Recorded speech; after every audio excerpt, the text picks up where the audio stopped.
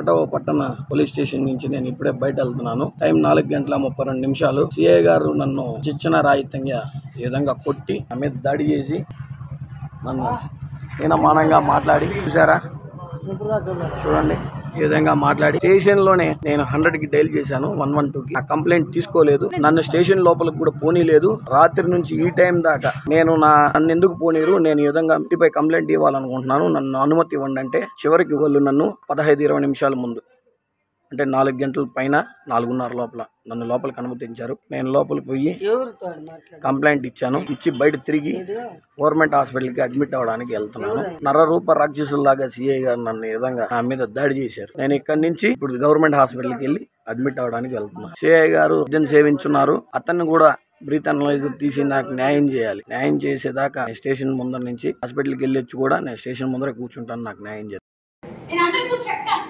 మేము స్టేషన్కి వెళ్ళకుండా ఎక్కడికి వెళ్ళాలి సార్? పార్టీ దగ్గరికి వెళ్ళాలా? అంటే అక్కడికి వెళ్తేనే మాకు న్యాయం జరుగుతుందా? స్టేషన్ ఉండేది ఎందుకు? ఆడపిల్లకి రక్షణ లేదా? ప్రూఫ్లు చూపిస్తున్నాం, మీరు పట్టించుకోకపోతే మేము ఎందుకు సార్? సార్ దయచేసి నేను చెప్తున్నాను సార్, చంద్రబాబు నాయుడు గారు చెప్తున్నాను, సార్ పవన్ కళ్యాణ్ గారు చెప్తున్నాను, కాళహస్తి పోలీస్ స్టేషన్ లో 1 టౌన్ స్టేషన్ లో గందరగోళ జరుగుతుంది. అక్కడ మాకు ఎవరికి న్యాయం జరగట్లేదు, మా వల్ల కావట్లేదు, మేము స్టేషన్కి వెళ్ళ